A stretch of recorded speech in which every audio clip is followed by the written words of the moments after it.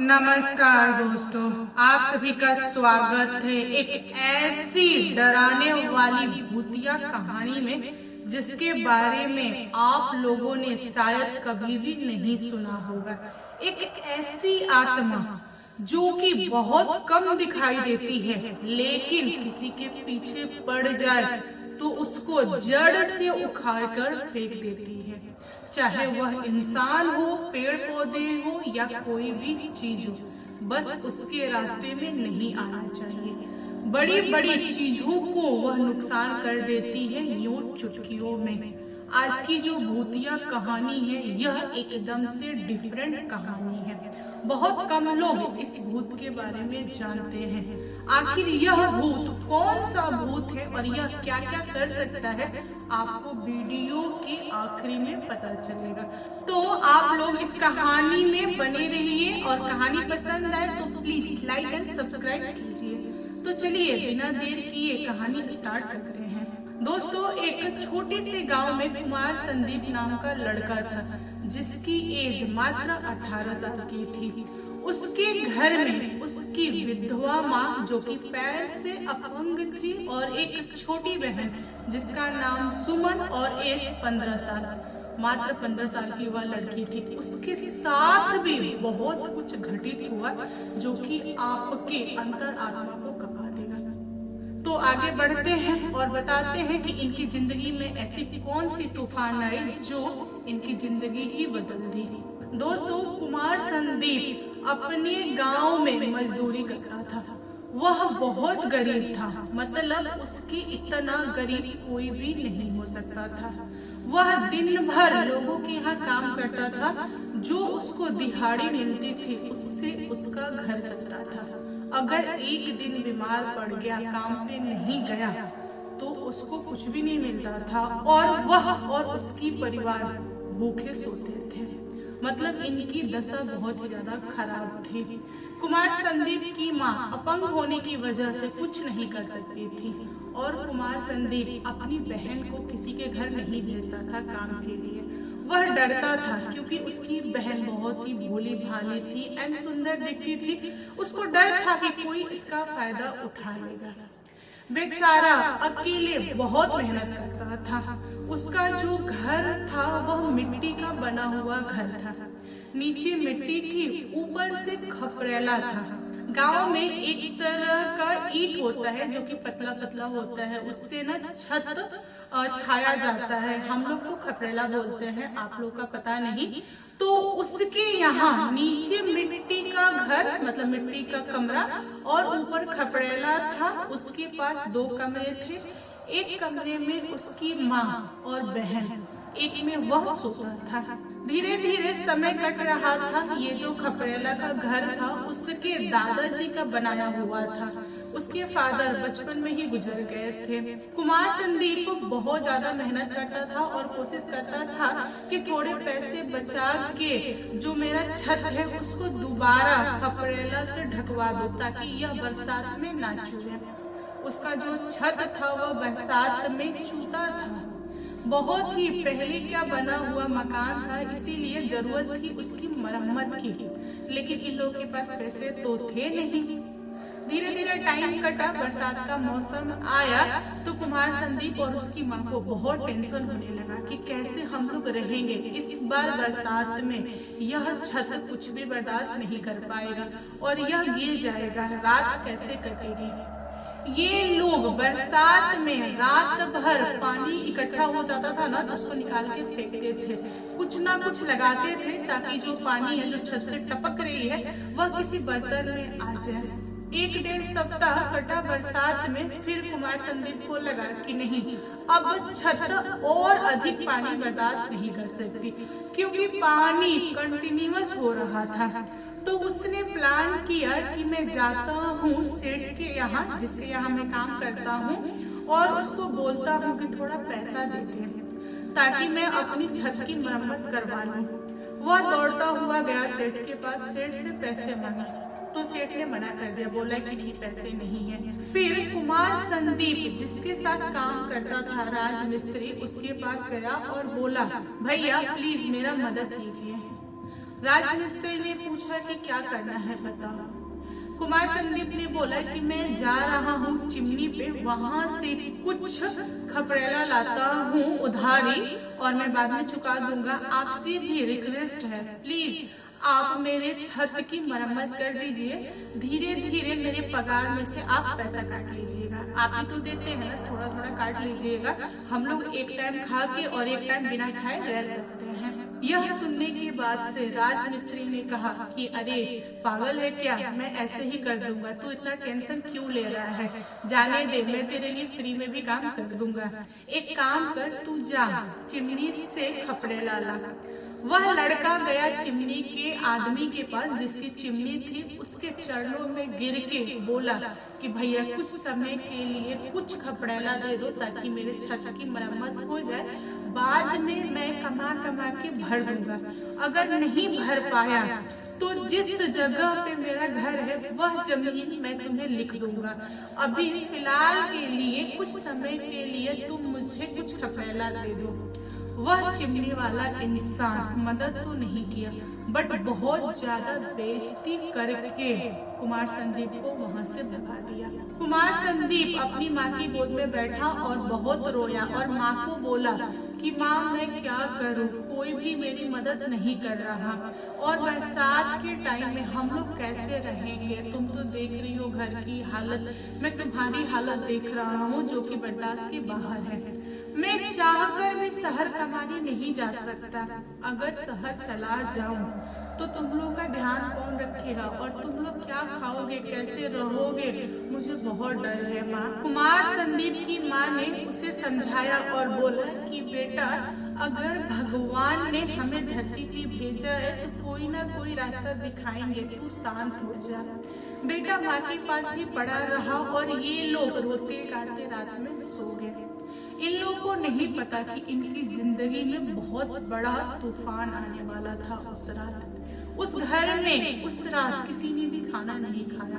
सब एक दूसरे को देख के रो रहे थे और अपनी दशा पे रो रहे थे। एक ही कमरे में तीनों लोग थे। रात के करीबन 3 या 4 बज रहे होंगे। उस समय भयानक तूफान और आंधी आया। सारे लोग नीचे सो रहे हैं। जो छत था वह टूटा और गिर गया, साथ ही साथ कुमार संदीप उसमें धंस गया।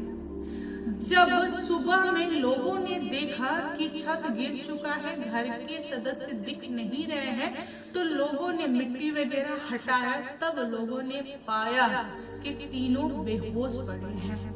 बाद में लोगों ने इन तीनों को बाहर निकाला। उसके बाद से होश में लाने की कोशिश किया।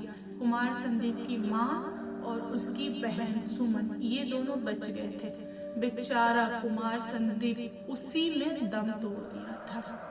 अब घर में रोना पीटना स्टार्ट। गांव वाले भी इस सीन को देख के अंदर से कांप गए क्योंकि बहुत ही ज्यादा भयानक था। फिर होना क्या था, कुमार संदीप की बॉडी पड़ी रही। इवनिंग हो गया, कोई भी उसे उठा के अंतिम संस्कार के लिए नहीं ले गया। माँ और बेटी क्या करे अकेले। इन लोगों ने ही सोचा कि कुछ हमें ही करना पड़ेगा। बेटे की बॉडी को कब तक रखेंगे घर में। इन लोगों ने बांस का इंतजाम किया, अर्थी खुद बनाया, उस पे अपने बेटे को लेटाया, लेकिन इन दोनों से वह उठ नहीं सकता था। इसीलिए सिरहाने बैठ के माँ और बहन दोनों रो रहे थे। यह सीन देखकर गांव के कुछ दयालु लोग उसके बॉडी को ले जाकर सुबह में बगीचा में अंतिम संस्कार वगैरह कर दिए। इधर माँ और बेटी भूखे रह रहे थे। कभी कोई कुछ दे दिया खाने के लिए तो खा लिया, नहीं मिला तो भूखे पड़े हैं। ऐसे ही 15 से 20 दिन बीत चुके थे। इनकी दशा थी ना, वो बहुत ही खराब थी और इनकी दशा देखकर सुमन की पड़ोसी जो कि भाभी लगती थी, उसने सुमन की माँ को बोला कि देखिए चाची जी, कब तक आप ऐसे रहिएगा, आप कुछ कर नहीं सकती, बेटी की सिलाई नहीं है, एक काम कीजिए अपनी बेटी की शादी कर दीजिए, बाद में मैं आपकी देखरेख कर लूंगी। सुमन की माँ बोली कि नहीं, ऐसे नहीं कर सकते क्योंकि मेरी बेटी बहुत ही कम एज की है, ऐसे कैसे शादी कर दे और कौन करेगा इतनी कम एज की बेटी से शादी। तो उस औरत ने बताया कि देखिए आपको कहीं जाने की जरूरत नहीं है, अपने ही कास्ट में एक आदमी है जो कि आपकी बेटी का हाथ थाम लेगा। सुमन की माँ को एक आशा दिखी कि चलो बेटी को कोई ना कोई तो अपना ही लेगा। सुमन की माँ ने पड़ोसी से पूछा कि कौन है वह इंसान और क्यों मेरी मदद करना चाहता है। सुमन की भाभी ने खुलकर बताया कि देखिए चाची जी, वह कोई और नहीं मेरा भाई है जो कि 40 साल का है और उसके 5 बच्चे हैं और बच्चों की देखरेख के लिए और भाई को एक औरत की जरूरत है। इसीलिए मैं सोच रही हूँ कि सुमन से शादी हो जाएगी तो वह मेरे घर में राज करेगी, बच्चों का देखभाल करेगी और भाई को एक सहारा हो जाएगा। यह सुनने के बाद से सुमन की माँ कांप गई और बोली कि ना, ये संभव नहीं है, इतने एजेड इंसान से मैं अपनी छोटी सी बच्ची की शादी कैसे कर सकती हूँ, यह बहुत ही कम एज की है। तब उस औरत ने सुमन की माँ को पाठ पढ़ा दिया। उसने बोला कि देखिए, अगर आप ऐसे अपनी बेटी को लेकर गांव में रहेंगी तो किसी न किसी की नजर पड़ेगी, कोई ना कोई कुछ ना कुछ तो कर ही देगा ना, तो बेहतर है कि एक इंसान के हाथ दे दीजिए। और रहा सवाल इसका, तो हम लोग मंदिर में शादी कर देते हैं और जब लड़की 18 साल की हो जाएगी तब ससुराल चली जाएगी, फिलहाल आप इसको गाँव रखिए।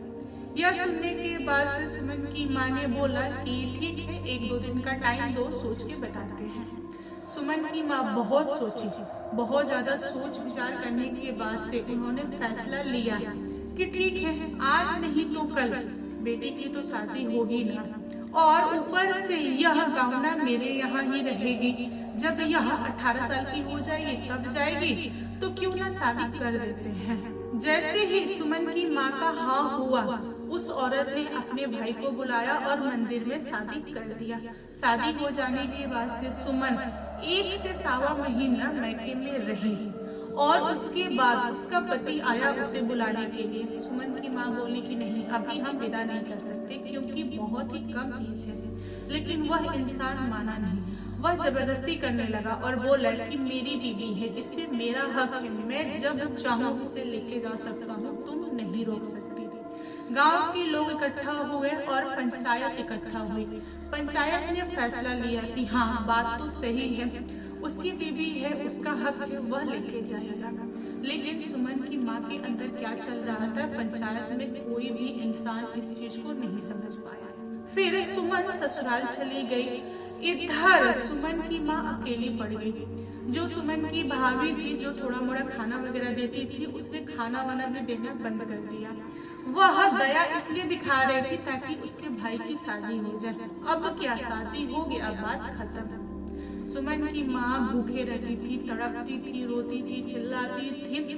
धीरे धीरे 1-1.5 महीना के अंदर उस औरत ने दम तोड़ दिया। दोस्तों, बात यहीं पर खत्म नहीं हुई। आने वाले 6-7 महीने बाद पता चला गांव वालों को कि सुमन भी अब इस दुनिया में नहीं है। उसके साथ क्या हुआ किसी को पता नहीं, क्योंकि सुमन अपने ससुराल में थी और जो कुछ भी हुआ, अंतिम संस्कार वगैरह, चाहे उसके साथ जो कुछ भी हुआ, उसके ससुराल वाले जानते हैं। कोई अपना तो था नहीं पूछताछ करने के लिए। यहाँ पर इस घर के सारे मेंबर एक एक करके दुनिया छोड़ दिए। दोस्तों, 1-1.5 सप्ताह के बाद से सुमन के 2 पड़ोसी थे जो कि आपस में लड़ रहे थे 5 कट्ठा जमीन के लिए।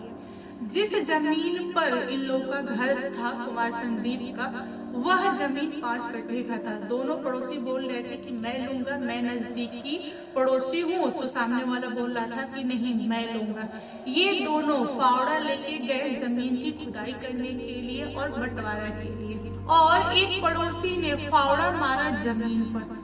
जहाँ पर फावड़ा पड़ा वहाँ पर अचानक से एक बहुत ही भयानक हवा उठी और वह हवा ऐसे गोल गोल गोल गोल राउंड करते हुए उस इंसान को अपने में लेकर दूर बगीचा की तरफ भागी। दूसरा पड़ोसी देखा तो दंग रह गया।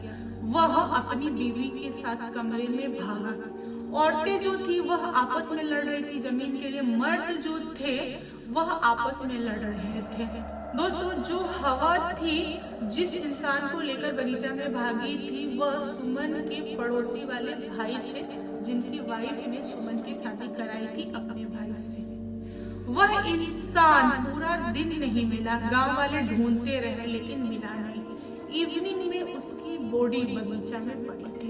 किसी की नजर गई तो उसकी बॉडी को उठा के घर पे लाया गया। घर वाले देखे तो दंग रह गए, क्या हुआ उसके साथ किसी को पता नहीं।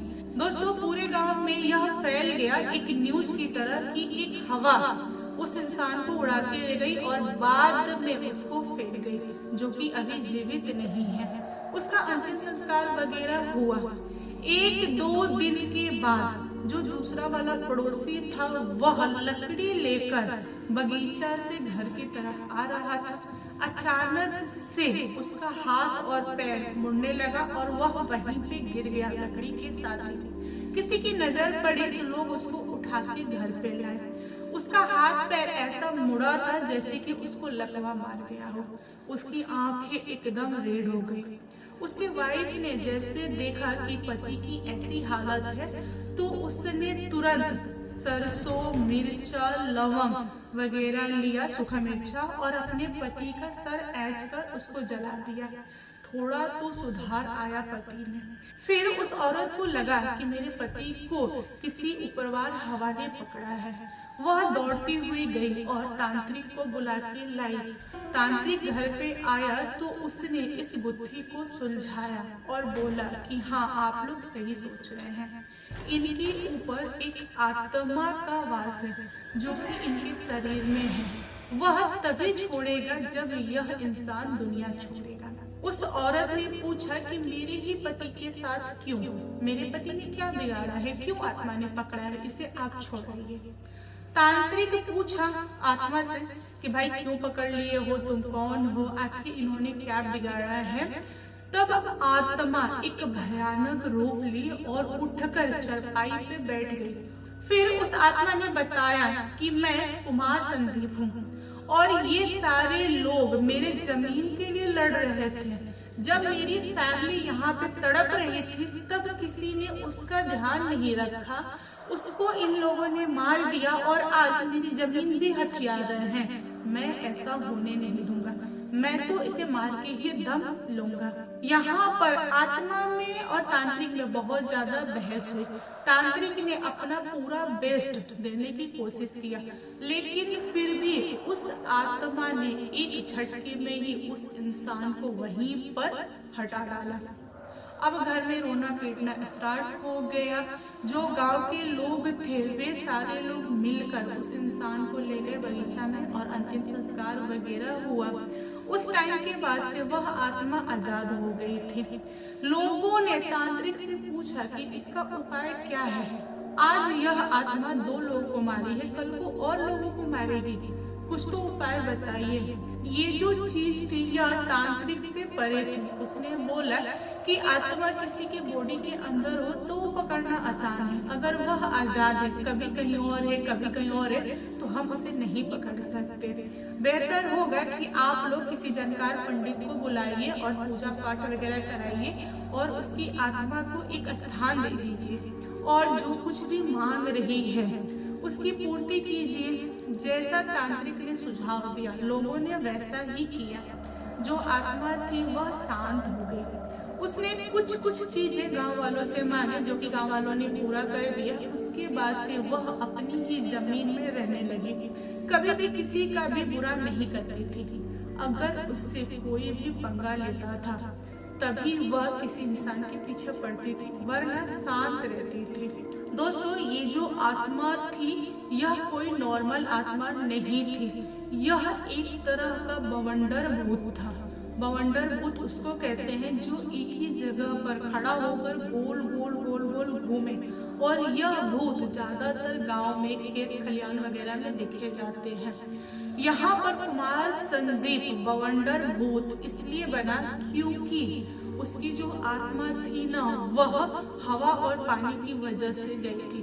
तूफान बहुत तेज था उस रात और छत गिरा जिसमें वह दबकर दुनिया छोड़ दिया। इसीलिए उसकी आत्मा ववंडर आत्मा के रूप में आई और यह बात पूरे गांव वाले जानते थे। तो दोस्तों, इस पर आप लोग का क्या कहना है कमेंट करके बताइएगा। कहानी पसंद आए तो प्लीज लाइक एंड शेयर कीजिएगा और मेरे चैनल पे न्यू आए हो तो चैनल को सब्सक्राइब करना।